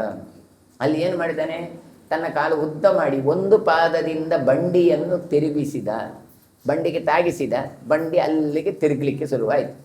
ಪರ್ಯವರ್ತಯತ್ ಅಂತ. ತನ್ನ ಕಣ್ಣು ನೋಡಿದರೆ ಹತ್ತು ಕಣ್ಣು ನೀರಿನಿಂದಾಗಿ ಕಣ್ಣು ಒದ್ದೆ ಆಗಿದೆ ಅಂತ ಹೇಳ್ತಾರೆ. ಅಂಜನೇನ ಪರಿಕ್ಷಿಪ್ತಂ, ಅಂತಹ ಕಾಡಿಯಲ್ಲಿ ಹಾಕಿದ ಮುಖ ಉಂಟಲ್ಲ, ಮುಖಗೆ ಸ್ನಾನ ಎಲ್ಲ ಮಾಡಿ ಕಾಡಿಗೆ ಎಲ್ಲ ಹಾಕಿದ್ದಾರೆ. ಅದರಿಂದ ಏನು ಮಾಡಿದ್ದಾನೆ ಕೇಳಿದರೆ, ಆ ಮುಖವನ್ನು ಮೇಲೆತ್ತಿದ್ದಾನೆ. ಕಣ್ಣೆಲ್ಲ ಕಾಡಿಗೆಯಿಂದಾಗಿ ಒದ್ದೆ ಆಗಿದೆ, ಆ ಕಣ್ಣು ನೀರು ಎಲ್ಲ ಬಂದಿದೆ. ಶ್ರೀಹರಿ ತನ್ನ ಪಾದಿಯಿಂದ ಇನ್ನೊಂದು ಸಲ ಬಂಡಿಯನ್ನು ತಿರುಗಿಸಿದ. ಮುಖಂ ಉನ್ನಮಯನ್ ಹರಿಹಿ ನ್ಯುಬ್ಜಂ ಪಯೋಧರ ಕಾಂಕ್ಷಿ. ಆಮೇಲೆ ಏನು ಮಾಡಿದ, ಹೀಗಿಷ್ಟು ಮಾಡಿದ ನಂತರ ಅಲ್ಲಿಗೆ ಬೋರಲು ಬಿದ್ದ. ನೋಡಿ, ಬೋರಲು ಬಿದ್ದ ಕೃಷ್ಣ ತಾನು ಏನು ಮಾಡ್ತಾನೆ, ತನಗೆ ಹಾಲು ಬೇಕು ಎನ್ನುವಂಥದ್ದನ್ನು ಹೊರಗಡೆ ಕಂಡಿದೆ. ಪಯೋಧರ ಕಾಂಕ್ಷಿ, ಪಯೋಧರ ಅಂದರೆ ಹಾಗೆ, ನನಗೆ ಹಾಲು ಬೇಕು ಹಾಲು ಬೇಕು ಅಂತ ತಾನು ಅತ್ತಿದ್ದಾನೆ ಕೂಡ. ಅಂದರೆ ನೀವು ಒಬ್ಬ ಮಗುವನ್ನಾಗಿ ನೋಡಿದರೆ ನಿಮಗೆ ಏನು ಕಾಳದ, ಮಗು ಹೀಗೆ ಮಾಡಿತು ಹೀಗೆ ಮಾಡಿತು, ಬಂಡಿ ಆಚೀಚೆ ಹೋಯಿತು, ಇವ ಉಲ್ಟ ತಿರುಗಿದ, ಉಲ್ಟ ಬಿದ್ದು ಮತ್ತೆ ಅಳ್ತಾ ಇದ್ದಾನೆ. ಏತಸ್ಮಿನ್ನಂತರೇ ಪ್ರಾಪ್ತ ಯಶೋಧ ಶೀಘ್ರಗಾಮಿ ಸ್ನಾತ ಪ್ರಸ್ರವ ದಿಗ್ಧಾಂಗಿ ಬದ್ಧವತ್ ಸೇವ ಸೌರಭೀಹಿ. ಇಷ್ಟು ಹೊತ್ತಿಗಾಗುವಾಗ ಯಶೋದೆ ತಾನು ಹೋಗಿದ್ದಾಳೆಲ್ಲ ಯಮುನಾ ನದಿಗೆ, ಅವಳು ಓಡಿಕೊಂಡು ಬಂದು, ಯಶೋದೆ ವೇಗವಾಗಿ ಬಂದಿದ್ದಾಳೆ, ಸ್ನಾನದ ನಡುವೆ ಓಡಿಕೊಂಡು ಬಂದಿದ್ದಾಳೆ. ಪೂರ್ತಿ ಸ್ನಾನ ಆಗಲಿಲ್ಲ ಅಂತ ಹೇಳ್ತಾರೆ, ಮೈಯಲ್ಲಿ ನೀರು ತೊಟ್ಟಿಕ್ತಾ ಇತ್ತು. ಸ್ನಾತ ಪ್ರಸ್ರವ ದಿಗ್ಧಾಂಗಿ ಅಂದರೆ ಒದ್ದೆ ಬಟ್ಟೆಯಲ್ಲಿ ಬಂದಿದ್ದಾಳೆ, ಸ್ವಲ್ಪ ಅಲ್ಲಲ್ಲಿಗೆ ಸ್ವಲ್ಪ ಇಟ್ಟುಕೊಂಡಿದ್ದಾಳೆ ಅಷ್ಟೇ, ತುಂಬ ಮಡಿಯಲ್ಲಿ ಬಂದಿದ್ದಾಳೆ ಕೃಷ್ಣನ ಬಳಿಗೆ ಬರಬೇಕಾದ್ರೆ. ಹಾಗಾಗಿ ನಡುವೆ ಓಡಿ ಬಂದಿದ್ದಾಳೆ, ಮೈನ ನೀರು ತೊಟ್ಟುತ್ತಾ ಉಂಟು. ಹೇಗೆ ಅಂತ ಹೇಳ್ತಾರೆ, ಬದ್ಧವತ್ಸೇವ ಸೌರಭಿ. ಈ ಕರುವನ್ನು ಕಟ್ಟಿ ಹಾಕಿದರೆ ತಾಯಿ ಹಸು ತಾನು ಓಡಿ ಬರುವಂತೆ ಬರ್ತಾ ಉಂಟು. ಈಗ ಇದು ತಾಯಿಯನ್ನು ಕಟ್ಟಿ ಹಾಕಿದ್ದಲ್ಲ, ಕರುವನ್ನು ಕಟ್ಟಿ ಹಾಕಿದ್ದು, ಕರುವಿನ ಬಳಿಗೆ ತಾಯಿ ಬರಬೇಕು. ಆ ರೀತಿಯಾಗಿ ಕೃಷ್ಣನ ಬಳಿಗೆ ಯಶೋದೆ ತಾನು ಓಡಿ ಬರ್ತಾ ಇದ್ದಾಳೆ. ಸಾ ದದರ್ಶ ವಿಪರ್ಯಸ್ತಂ ಶಕಟಂ ವಾಯುನಾ ವಿನಾ ಹಾಹೇತಿ ಕೃತ್ವ ತ್ವರಿತ ದಾರಕಂ ಗೃಹೇ ತದ. ಆ ಇವಳು ನೋಡ್ತಾ ಇದ್ದಾಳೆ, ಬಂದರೆ ಇಲ್ಲಿ ಗಾಡಿ ಉಲ್ಟಾಗಿ ಬಿದ್ದಿದೆ. ಹೇಳ್ತಾರೆ ನೋಡಿ, ದದರ್ಶಂ ವಿಪರ್ಯಸ್ತಂ ಶಕಟಂ, ಈ ಬಂಡಿ ತಾನು ವ್ಯತ್ಯಸ್ತವಾಗಿ ಬಿದ್ದದ್ದನ್ನು ಕಾಣ್ತಾ ಇದ್ದಾಳೆ, ನೋಡ್ತಾ ಇದ್ದಾಳೆ. ಹಾಹೇತಿ ಕೃತ್ವ ತ್ವರಿತ, ಬಂಡಿ ಕೆಳಗೆ ಅಂದರೆ ಈ ಎತ್ತಿನ ಗಾಡಿ ಆಚೀಚೆ ಆಗಿ ಬಿದ್ದಿದೆ, ಹಾಂದ ಬೊಬ್ಬೆ ಹೊಡಿತಾ ಇದ್ದಾಳೆ. ತನ್ನ ಕೈಯಲ್ಲಿ ಮಗುವನ್ನು ಕೈಯಲ್ಲಿ ಬಂದು ಹಿಡ್ಕೊಂಡಿದ್ದ, ದಾರಕಂ ಜಗ್ರಹೇತದ, ಬಂದ ಕೂಡಲೇ ಮಗುವನ್ನು ಎತ್ತಿಕೊಂಡಿದ್ದ. ನಸಾಬುಬಹುದು ಅಲ್ಲಿ ಹೇಳಬೇಕಾದ್ರೆ ಶಕಟಂ ವಾಯುನಾವಿನ ಅಂತ ಹೇಳ್ತಾರೆ, ಗಾಳಿ ಇರಲಿಲ್ಲ. ಈಗ ಗಾಳಿ ಇದ್ರೆ ಗಾಳಿಗೆ ಅದೆಲ್ಲ ಉಲ್ಟ ಬಲ್ಟ ಆದದ್ದು ಅಂತ ಇರ್ಬೋದು, ಅದು ಆಗ್ತದ ಅಂತ ನೀವು ಕೊಡೆ ಇಟ್ಟರೆ ಗೊತ್ತಾಗ್ತದೆ. ಯಾವುದಾದ್ರೂ ಕೊಡೆ ಇಟ್ಟರೆ ಸ್ವಲ್ಪ ಗಾಳಿ ಬಂದರೆ ಸಾಕು, ಆ ಕೊಡೆ ನೋಡಿದರೆ ಅದು ಉಲ್ಟಾಗಿರ್ತದೆ. ಹಾಗೆ ಎಲ್ಲಿ ಆದ್ರೆ ಆದದ್ದು ಕೇಳಿದರೆ ಅಲ್ವೇ ಅಲ್ಲ. ನಸಾ ಬುಬೋಧ ತತ್ಕೇನ ಶಕಟಂ ಪರಿವರ್ತಿತಂ ಸ್ವಸ್ತಿ ಮೇ ದಾರಕಾಯೇತಿ ಪ್ರೀತಾ ಭೀತಾ ಚ ಸಾ ಭವತ್. ಯಾವ ಕಾರಣಕ್ಕೆ ಬಂದಿದೆ ಇದೆಲ್ಲ ಉಲ್ಟ ಪಲ್ಟ ಆಗಿದೆ, ಬಿದ್ದಿದೆ ಎಂಥದೂ ಗೊತ್ತಿಲ್ಲ ಅವಳಿಗೆ. ಪಾಪ ತನ್ನ ಮಗುವಿಗೆ ಮಂಗಳಾಗಲಿ, ನನ್ನ ಮಗುವಿಗೆ ಏನಾಗಲಿಲ್ಲಲ್ಲ ಅಂತ ಒಂದೇ ಚಿಂತೆ ಆಕೆಗೆ ಇತ್ತು. ಹಾಗಾಗಿ ಕೊನೆಗೆ ಪ್ರೀತಿಯಿಂದ ನೋಡ್ತಾಳೆ, ಭೀತಿಯಿಂದ ನೋಡ್ತಾಳೆ, ಅಂತೂ ಇಂತೂ ತನ್ನ ಮಗುವಿಗೆ ಏನೂ ಆಗಲಿಲ್ಲಲ್ಲ ಅಂತ ತಿಳ್ಕೊಂಡಿದ್ದಾಳೆ. ಸ್ವಸ್ತಿ ಮೇ ದಾರಕಾಯೇತಿ ಪ್ರೀತಾ ಭೀತಾ ಚ ಸಾ ಭವತ್. ಆಗಲಿ, ನನ್ನ ಮಗು ಒಳ್ಳೇದುಂಟಲ್ಲ, ಅದಕ್ಕೆ ಏನೂ ಆಗಲಿಲ್ಲಲ್ಲ ಅಂತ ಹೇಳಿ ಅವಳು ಸಮಾಧಾನವನ್ನು ಪಡ್ಕೊಳ್ತಾ ಇದ್ದಾಳೆ. ಕಿನ್ನು ಭಕ್ಷತಿ ತೇ ಪುತ್ರ ಪಿತಾ ಪರಮಕೋಪನಃ ತ್ವಯ್ಯಧ ಶಕಟೇ ಸುಪ್ತೆ ಅಕಸ್ಮಾಚ್ಚ ವಿಲೋಡಿತೆ. ಅಲ್ಲ ಮಗು, ಏನು ಮಾಡಿದ್ದೀನಿ ನಿನ್ನ ವಿಷಯದಲ್ಲಿ ತಂದೆ ಕೇಳಿದರೆ ನಾನು ಏನು ಉತ್ತರ ಕೊಡೋದು? ನೋಡಿ, ಎಲ್ರಿಗೂ ಹೆದರಿಕೆ. ನೋಡಿ, ಹೆಣ್ಮಕ್ಕಳಿಗೆ ಇನ್ನು ಅವರು ಮನೆಯವರು ಬಂದರೆ ಏನು ಬೈತಾರೋ ಏನೋ ಅಂತ ಹೇಳಿ ಹೆದರಿಕೆ ಇರುತ್ತೆ. ಹಾಗೆ ಇವಳು ಹೇಳ್ತಾ ಇದ್ದಾಳೆ, ಏನು ನಿನ್ನ ವಿಷಯದಲ್ಲಿ ಮಗು ನಾನು ಅಸಡ್ಡೆ ಮಾಡಿದೆ ಅಂತ ನನ್ನ ಅಪ್ಪ, ನಿನ್ನ ಅಪ್ಪ ಎಷ್ಟು ಸಿಟ್ಟುಕೊಳ್ತಾನೋ ಏನೋ. ಕಿನ್ನು ಭಕ್ಷತಿ ತೇ ಪುತ್ರ, ನನ್ನ ಮನೆಯವರಿಗೆ ನಾನು ಏನು ಉತ್ತರ ಕೊಡಲಿ? ಅವರು ಹೇಗಿದ್ದಾರೆ? ಪರಮಕೋಪನಃ. ನೋಡಿ, ಎಲ್ಲ ಗಂಡು ಮಕ್ಕಳು ಹೀಗೆ ಬಹಳ ಸಿಟ್ಟೆ ಇರ್ತದೆ ಅವರಿಗೆ ನಂದನಿಗೆ. ಹಾಗಾಗಿ ಅವರು ಬಂದು ಕೇಳಿದರೆ ನಾನು ಏನು ಹೇಳಿ? ತ್ವಯಧ ಶಕಟೇ ಸುಪ್ತೆ ಅಕಸ್ಮಾಚ್ಚ ವಿಲೋಡಿತೆ. ನಾನು ಏನು ಹೇಳೋದು, ಅವನು ಜೋರು ಮಾಡಿದರೆ ಮನೆಯವರಿಗೆ ನಾನು ಏನು ಹೇಳೋದು ಅಂತೆಲ್ಲ ಹೇಳಿ, ಅಲ್ಲ ನಿನ್ನ ಬಂಡಿ ಕೆಳಗೆ ನಾನು ಮಲಗಿಸಿ ಹೋಗಿದ್ದೇನಲ್ಲ, ಈಗ ನೋಡಿದರೆ ಅಕಸ್ಮಾತ್ತಾಗಿ ಬಂಡಿ ಅಥವಾ ಎತ್ತಿನ ಬಂಡಿ ಅಥವಾ ಗಾಡಿ ತಲೆ ಕೆಳಗಾಗಿದೆ. ನೋಡಿ, ಅಕಸ್ಮಾತ್ ಅಂತ ಹೇಳ್ತಾಳೆ. ಅಕಸ್ಮಾತ್ ನಿಜವ ಅಂದರೆ ಅಂದರೆ ಭಗವಂತನಿಂದಲೇ ಇದೆಲ್ಲ ಆದದ್ದು. ಆದರೆ ಇವಳು ಎಂಥದ್ದು ಅಂತ ಕಾರಣ ಗೊತ್ತಿಲ್ಲ ಅಂತ ಹೇಳಿದ ಕೂಡಲೇ ನಾವು ಅಕಸ್ಮಾತ್ ಅಂತ ಕರಿತೇವೆ. ಅಂದರೆ ಭಗವಂತ ಒಂದು ಕಾರಣ ಇದ್ದೇ ಇರುತ್ತೆ, ಆದರೆ ನಮಗೆ ಗೊತ್ತಿಲ್ಲ ಅಂತ ಅರ್ಥ.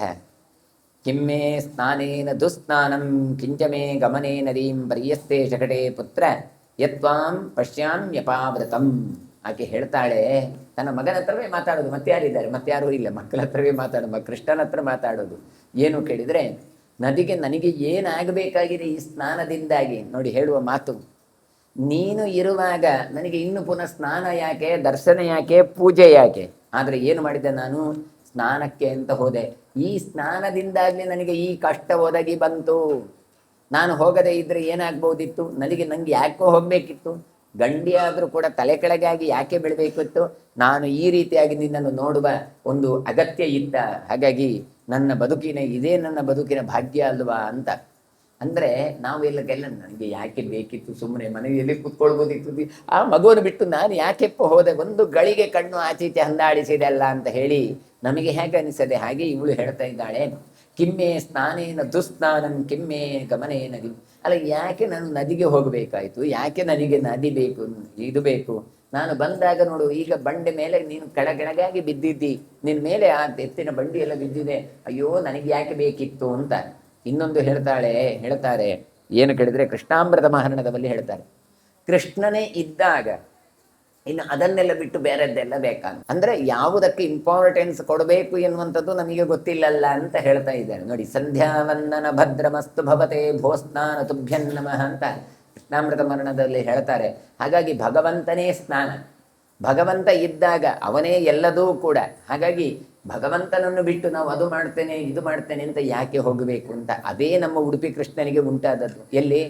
ಈ ಉಡುಪಿ ಕೃಷ್ಣನ ಕಥೆ ಹೇಳಬೇಕಾದ್ರೆ ಹಾಗೆಲ್ಲ, ಯಶೋದೆ ತನ್ನ ತೊಡೆಯಲ್ಲಿ ಕೃಷ್ಣನನ್ನು ಕುಳ್ಳಿರಿಸಿ ಮೊಸರು ತೊಳಿತಾ ಇದ್ರೆ ಏನಾಯ್ತು, ಪಕ್ಕನೆ ನೆನಪಾಗತ್ತೆ, ಒಲೆಯಲ್ಲಿ ಹಾಲಿಟ್ಟಿ ಅಲ್ಲೇ ಇದ್ದ ಹಾಲನ್ನು ಇನ್ನು ಎಲ್ಲಿಯಾದ್ರೂ ಉಕ್ಕಿದ್ರೆ ಅದನ್ನು ಶುದ್ಧ ಮಾಡೋದಕ್ಕೆ ರಗಳೆ ಆಗತ್ತೆ ಅಂತ ಹೇಳಿ ಕೃಷ್ಣನನ್ನು ನೆಲದ ಮೇಲೆ ಕುಕ್ಕಿ ಓಡಿದು. ಕೃಷ್ಣನಿಗೆ ಸಿಟ್ಟು ಬಂದದ್ದು ಯಾಕೆ? ನನಗಿಂತ ಹೆಚ್ಚು ಪ್ರೀತಿ ಹಾಲಿನಲ್ಲಿ ಅಲ್ಲ. ಹಾಲು ಹೋದ್ರೆ ಏನಿತ್ತು, ನನ್ನನ್ನು ನೆಲದಲ್ಲಿ ಇಟ್ಟು ಓದಿಯಲ್ಲ ಅಂತ. ಹಾಗಾದ್ರೆ ಮಗುವನ್ನು ಚೆನ್ನಾಗಿ ನೋಡಿ, ಅಂದ್ರೆ ಯಾವುದಕ್ಕೆ ನಾವು ಇಂಪಾರ್ಟೆನ್ಸ್ ಕೊಟ್ಟೆವೋ ಮಗುವಿಗೆ ಅಲ್ಲ, ಹಾಲಿಗೆ ಇಂಪಾರ್ಟೆಂಟ್ ಕೊಟ್ಟೆ. ಅದಕ್ಕೆ ಇವನಿಗೆ ಸಿಟ್ಟು ಬಂತು. ಹಾಗಾಗಿ ಏನು ಮಾಡ್ತಾನೆ, ಪಾತ್ರವನ್ನೆಲ್ಲ ಒಡೆದು ಹಾಕಿದ. ಹಾಗಾಗಿ ನಾವು ಆಲೋಚನೆ ನಾವು ಯಾವುದಕ್ಕೆ ಗಮನ ಕೊಡಬೇಕು? ಕೃಷ್ಣನಿಗೆ ಗಮನ ಕೊಡಬೇಕು, ಅಥವಾ ಕೃಷ್ಣನನ್ನು ಬಿಟ್ಟಂತಹ ದ್ರವ್ಯಗಳಿಗೆ ಗಮನ ಕೊಡಬೇಕು? ನಾವೆಲ್ಲ ಯಾವುದಕ್ಕೆ ಕೊಡ್ತೇವೆ? ಒಂದು ಪೂಜೆ ಅಂತ ಮಾಡ್ತೇವೆ, ಪೂಜೆ ಅಂತ ಮಾಡಿ, ಹೋಮ ಅಂತ ಮಾಡಿ, ಯಾವುದೋ ಶಾಂತಿ ಗಿಂತಿ ಅಂತ ಮಾಡ್ತೇವೆ. ಗಮನ ಯಾವುದಕ್ಕೆ ಕೊಡ್ತೇವೆ? ಅದು ಭಟ್ರು ಮಾಡ್ತಾ ಇರ್ತಾರೆ, ಪುರೋಹಿತರು. ನಾವು ಗಮನ ಬಂದವರಿಗೆ ಕೊಡ್ತಾ ಹೋಗ್ತೇವೆ. ಪಾಪ ಬಂದ ಭಗವಂತನಿಗೆ ಹೇಗಾಗ್ಬೋದು?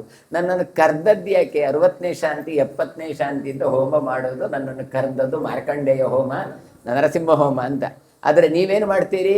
ನನ್ನನ್ನಲ್ಲಿ ಕೂತ್ಕೊಳಿಸಿದ್ರಿ, ಪುರೋಹಿತರಿಗೆ ಮಾತ್ರ ಸೀಮಿತ ಮಾಡಿದ್ರಿ. ನೀವು ಎದ್ದುಕೊಂಡು ಹೋದ್ರಿ, ಬಂದವರನ್ನೆಲ್ಲ ಮಾತಾಡಿಸಿದ್ರಿ, ಊಟದ್ದಕ್ಕೆ ಗಮನ.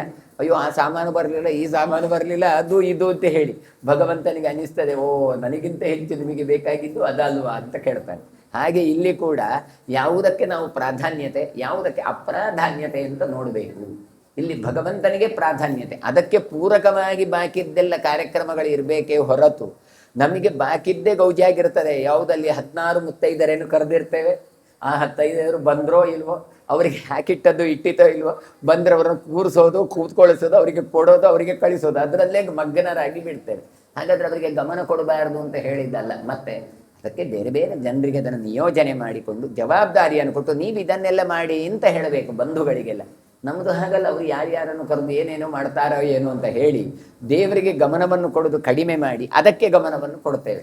ಹಾಗಾಗಿ ಬಿಟ್ಟಿತು ಅಂತ ತಾನು ವಿಲಪಿಸ್ತಾ ಇದ್ದಾಳೆ. ಏತಸ್ಮಿನ್ನಂತರೇ ಗೋಭಿರಾಜಗಾಮ ವನೇಚರ ಕಾಷಾಯೇ ವಾಸತೆ ಬಿಭ್ರನ್ನಂದ ಗೋಪೋ ವ್ರಜಾಂತಿಕಂ. ಹೀಗೆ ಇವಳು ಒಂಥರ ಟೆನ್ಷನ್ನಲ್ಲಿ ಇದ್ಲು ಅಂತ ಹೇಳ್ತಾರೆ. ಏಕಸ್ಮಿನ್ನಂತರೇ ಅಂದರೆ ಆತಂಕದಲ್ಲಿ ಇದ್ದಾಳೆ. ಆ ಸಮಯದಲ್ಲಿ ನಂದಗೋಪ ಬಂದ. ಹೇಗೆ ಬಂದ ಅಂತ ಹೇಳಿದಾಗ ಹೇಳ್ತಾರೆ, ಕಾಷಾಯೇ ವಾಸಸಿ ಅಂತ. ಕಾವಿ ಬಟ್ಟೆಯನ್ನು ತೊಟ್ಟಿರುವಂತಹ ನಂದಗೋಪ ಹಸುಗಳನ್ನೆಲ್ಲ ಒಟ್ಟು ಮಾಡಿಕೊಂಡು ಕಾಡಿನಿಂದ ನಂದಗೋಕುಲದ ಕಡೆಗೆ ಬಂದ. ಸದದರ್ಶ ವಿಪರ್ಯಸ್ತಂ ಭಿನ್ನ ಭಾಂಡ ಪಟೀಕಟಂ ಪಾಸ್ತದ ವಿರ್ಭನ್ನಾಕ್ಷಂ ಪತಿತಂ ಚಕ್ರಮಾಲಿನಂ.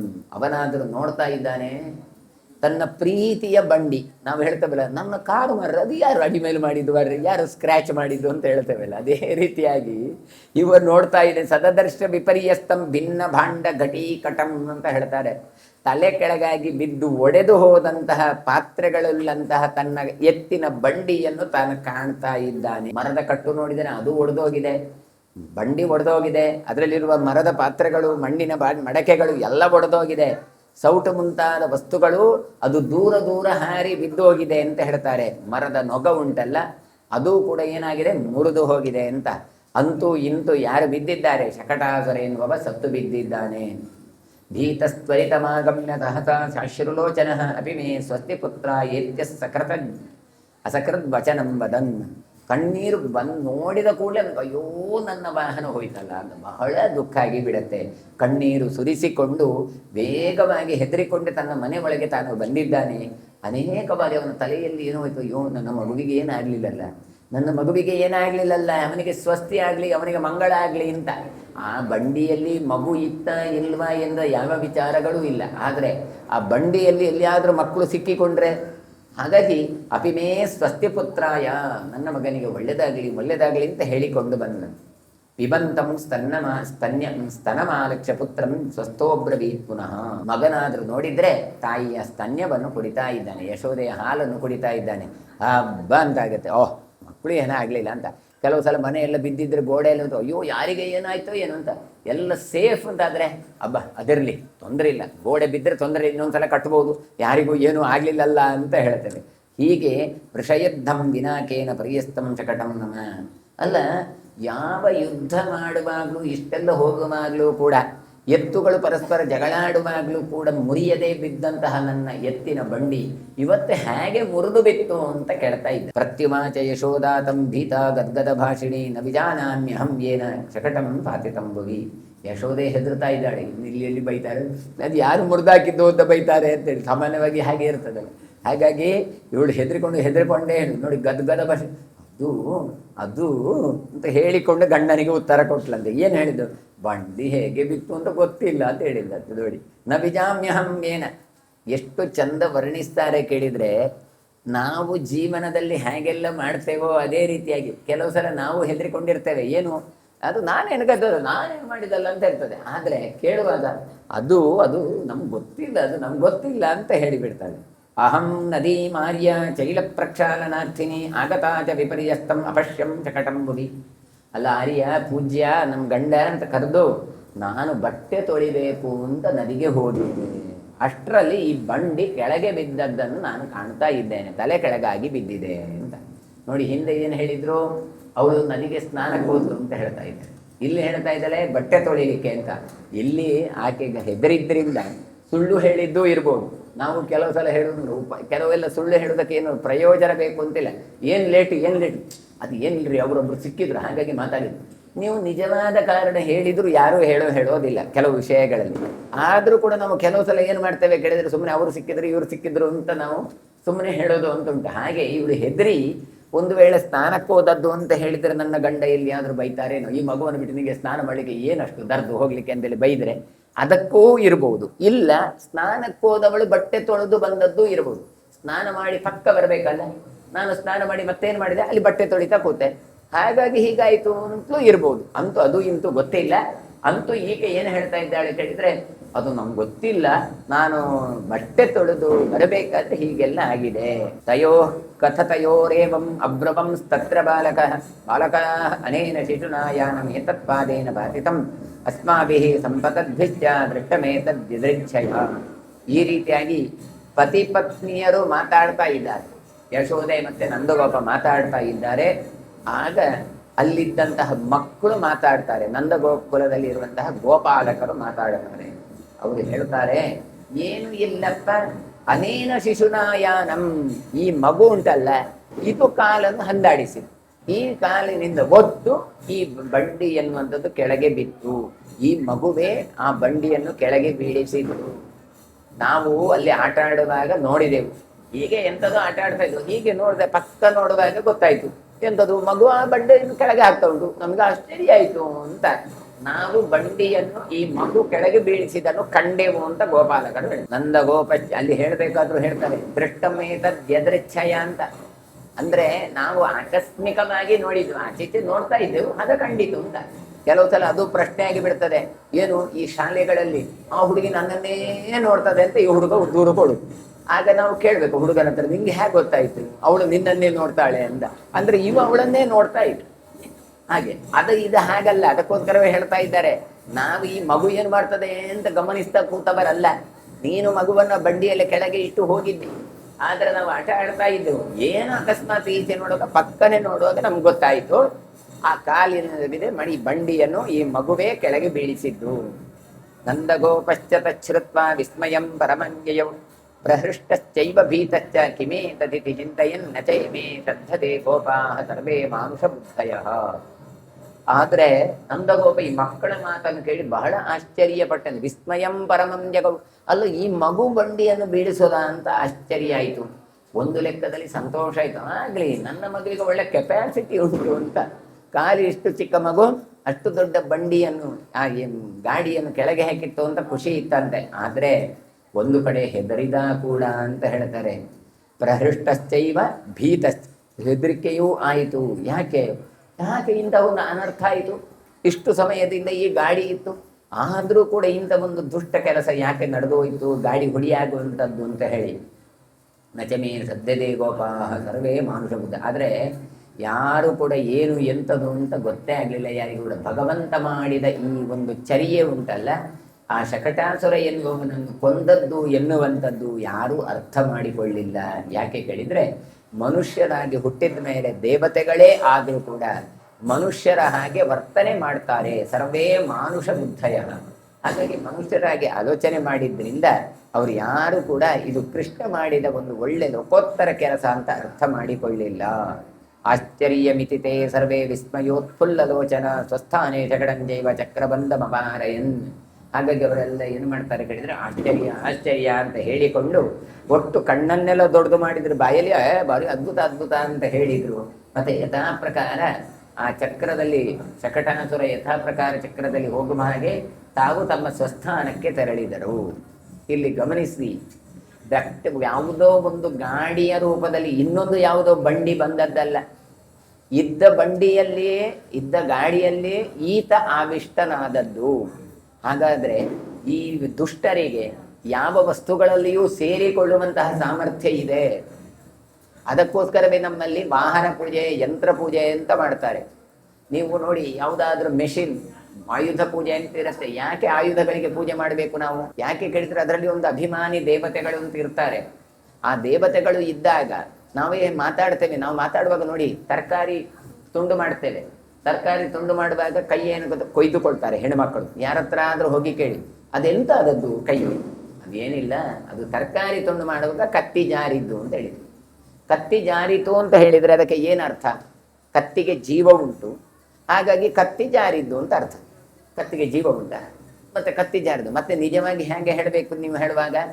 ನಾನು ತರಕಾರಿ ತುಂಡು ಮಾಡ್ತಾ ಇದ್ದೆ, ನಾನೇ ಕುಯ್ದುಕೊಂಡೆ, ಅದಕ್ಕೆ ಜೀವ ಇಲ್ಲ ತಾನೆ, ನಾನೇ ಕುಯ್ದುಕೊಂಡೆ ಹೇಳ್ಬೇಕು. ಹಾಗೆ ಹೇಳಿದ್ರೆ ನಿಮಗೆ ತಲೆ ಸಮ ಇಲ್ವಾ ಕೇಳ್ತಾರೆ. ಹಾಗಾದ್ರೆ ಏನರ್ಥ? ಕತ್ತಿಗೂ ಒಂದು ಜೀವ ಉಂಟು ಅಂತ ನಮ್ಮ ಭಾವನೆ. ಹಾಗಾಗಿ ಅಭಿಮಾನಿ ದೇವತೆಗಳನ್ನು ಒಪ್ಪಿಕೊಳ್ತೇವೆ. ಹಾಗಾಗಿ ಆ ಅಭಿಮಾನಿ ದೇವತೆ ನಮ್ಮ ಕೈಯನ್ನು ಕುಯ್ದದ್ದು ಅಂತ ಅರ್ಥ. ಹಾಗಾದ್ರೆ ಕತ್ತಿ ಅಂದ್ರೆ ಜಡವಸ್ತು ಅಲ್ಲ, ಅದನ್ನು ನಿಯಾಮನೆ ಮಾಡುವ ಒಂದು ದೇವತೆ ಉಂಟು ಅಂತ ಚಿಂತನೆ ಇದ್ದದ್ರಿಂದ ಆ ದೇವತೆಗೂ ಕೂಡ ನಾವು ಆಹಾರಾದಿಗಳನ್ನು ಕೊಡಬೇಕು. ವರ್ಷಕ್ಕೊಂದು ಸಲ ಆಯುಧ ಪೂಜೆ ಇತ್ಯಾದಿಗಳೆಲ್ಲ ಮಾಡಿ ಆ ಆಯುಧದಲ್ಲಿರುವ ಅಭಿಮಾನಿ ದೇವತೆಗೆ ಆಹಾರವನ್ನು ಕೊಡಬೇಕು. ಭಗವಂತನಿಗೆ ಸಮರ್ಪಣೆ ಮಾಡಿದ ಪದಾರ್ಥಗಳನ್ನು ಕೊಡಬೇಕು. ಇನ್ನು ಎಲ್ಲಿಯಾದ್ರೂ ಹೀಗೆ ಶಕಟಾಸುರನಂತ ಮೊದಲಾದಂತಹ ಯಾವುದಾದ್ರೂ ದುಷ್ಟ ಪ್ರಾಣಿಗಳು, ದುಷ್ಟ ರಕ್ಕಸರು ಯಾರಾದರೂ ಸೇರಿಕೊಂಡಿದ್ರೆ ಅವುಗಳಿಗೆ ರಕ್ತ ಬೇಕು ಅಂತ ಹಪಹಪಿಸ್ತಾವೆ. ಅವುಗಳಿಗೆ ಏನು ಮಾಡೋದು? ಲಿಂಬೆ ಹುಡಿಯನ್ನು ತುಂಡು ಮಾಡಿ ಹಾಕಿತ್ತು. ಯಾಕೆ ಕೇಳಿದ್ರೆ, ಆ ದುಷ್ಟರಿಗೆ ಬೇಕಾದದ್ದನ್ನು ಕೊಟ್ಟರೆ ಅದನ್ನು ತೆಕ್ಕೊಂಡು ಹೋಗ್ತಾರೆ. ಅದನ್ನು ಕೊಡ್ಲಿಲ್ವಾ ನಿಮ್ಮ ರಕ್ತವನ್ನು ಹೀರ್ತಾರೆ. ನಮ್ಮ ರಕ್ತಕ್ಕಿಂತ ಲಿಂಬೆ ಹುಳಿ ಕೊಡುವುದೇ ಒಳ್ಳೆಯದಲ್ವ?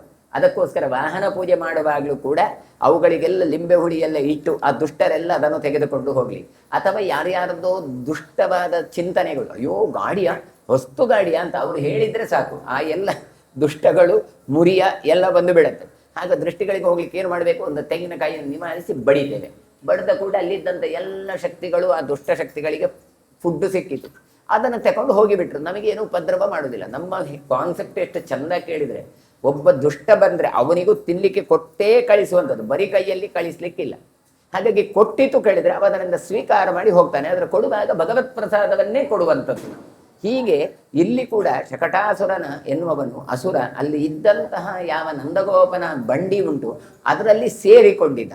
ಹಾಗಾಗಿ ನಾವು ಭಗವತ್ ಚಿಂತನೆಯನ್ನು ಎಂದೂ ಕೂಡ ಬಿಡಬಾರದು. ಎಲ್ಲಿ ನಾವು ಚಿಂತನೆ ಮಾಡೋದಿಲ್ಲ ಅಲ್ಲಿ ಅಸುರರು ಬಂದು ಬಿಡ್ತಾರೆ. ಎಷ್ಟು ಕೇಳಿದರೆ ಸಾಲಗ್ರಾಮದಲ್ಲೇ ಬಂದು ಕಲಿ ಬಂದು ಕೂತ್ಕೊಳ್ತಾನೆ ಅಂತ ಉಂಟು, ಇನ್ನು ಬೇರೆ ಕಡೆಯಲ್ಲಿ ಏನು ಬಂದು. ಹಾಗಾಗಿ ಭಗವತ್ ಚಿಂತನೆ ಇದ್ದಾಗ ದುಷ್ಟ ತನ್ನಿಂತಾನೆ ಹೋಗ್ತಾರೆ. ಬೇಕಾದಷ್ಟು ದುಷ್ಟತನ, ಕೆಟ್ಟ ದೃಷ್ಟಿಗಳು, ಹೊಟ್ಟೆ ಕಿಚ್ಚುಗಳು ಎಲ್ಲವೂ ಇರುತ್ತೆ. ಆದರೆ ಭಗವಂತನ ಚಿಂತನೆ ಬಂತ ಅವುಗಳೆಲ್ಲ ಕೃಷ್ಣನೇ ಪರಿಹಾರ ಮಾಡ್ತಾನೆ.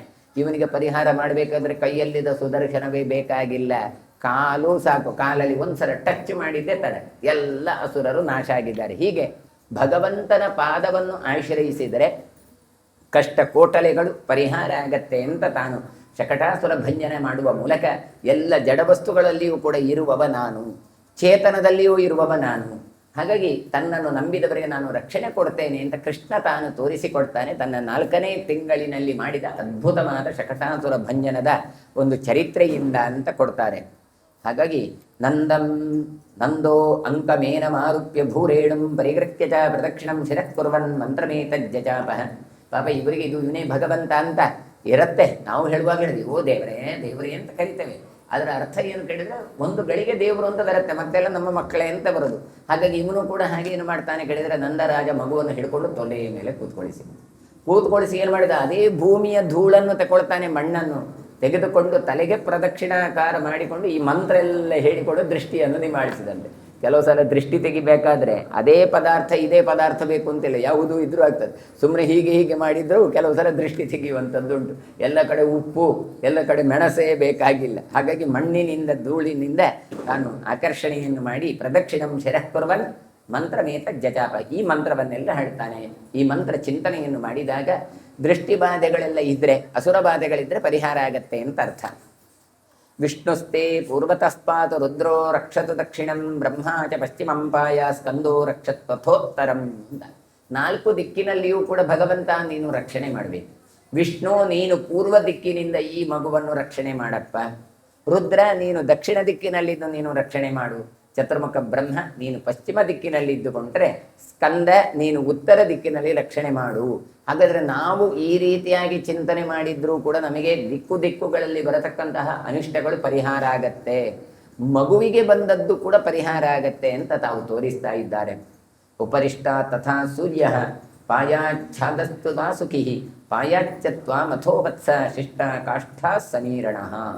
ಮೇಲ್ಭಾಗದಲ್ಲಿ ಉಪರಿಷ್ಟ ತಥಾ ಸೂರ್ಯ ನೀನು ರಕ್ಷಣೆ ಮಾಡು. ಇನ್ನು ಕೆಳಭಾಗದಲ್ಲಿ ವಾಸುಕಿ ನೀನು ರಕ್ಷಣೆ ಮಾಡು. ಯಾಕೆ ಭೂಮಿಯನ್ನು ಹೊತ್ತವಳು ವಾಸುಕಿ. ಉಳಿದ ವಾಯುಗಳಲ್ಲಿ ವಾಯುದೇವರೇ ನೀವೇ ನಿಂತು ನಮ್ಮನ್ನು ರಕ್ಷಣೆ ಮಾಡಿ ಅಂತ ಪ್ರಾರ್ಥನೆ ಮಾಡ್ತಾ ಇದ್ದಾನೆ. ಸ್ವಸ್ತಿಂ ಕರೋತು ಭಗವಾನ್ ಪಿನಾಕಿ ವೃಷಭಧ್ವಜ ಗಾವೋ ರಕ್ಷಂತು ಸರ್ವತ್ರ ಭೂಮಿ ಪಾತು ಸದಾಶಿವ. ಇನ್ನು ವೃಷಭಧ್ವಜನಾದ ಪಿನಾಕಪಾಣಿಯಾದ ರುದ್ರದೇವರೇ ನೀವು ನಮ್ಮನ್ನು ರಕ್ಷಣೆ ಮಾಡಿ, ಮಂಗಳವನ್ನು ಉಂಟು ಮಾಡಿ, ಎಲ್ಲ ಕಡೆಯಿಂದ ನೀವು ರಕ್ಷಣೆ ಮಾಡಿ ಅಂತ ಹೇಳ್ತಾರೆ. ಯಾಕೆ? ಕ್ಷೇತ್ರಪಾಲ ಆತ ರುದ್ರದೇವರು.